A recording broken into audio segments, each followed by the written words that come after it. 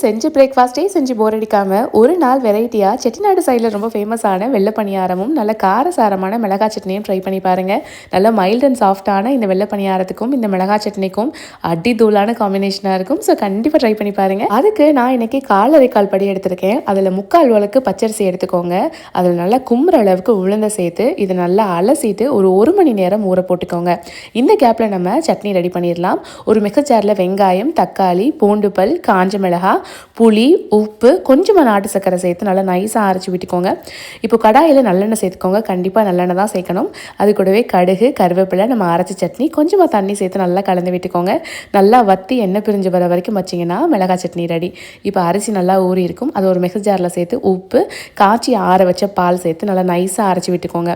மாவோட பதம் தண்ணியாகவும் இருக்கக்கூடாது, கெட்டியாகவும் இருக்கக்கூடாது, தோசை மாவு பதத்துக்கு இருக்கணும். கடாயில் எண்ணெய் ஊற்றி எண்ணெய் நல்லா சூடானதுக்கப்புறம் மாவு ஊற்றி நல்லா 2 சைடு வேகிற மாதிரி வெள்ளராசியாக பொரிச்சு எடுங்க. நல்லா சுட சுட பணியாரத்தை மிளகாய் சட்னி கூட வச்சு சாப்பிட்டீங்கன்னா சூப்பர் டூப்பர் காம்பினேஷனாக இருக்கும். கண்டிப்பாக ட்ரை பண்ணி பாருங்கள். எல்லாருமே விரும்பி சாப்பிடுவாங்க. ஒரு மஸ்ட் ட்ரை ரெசிபி.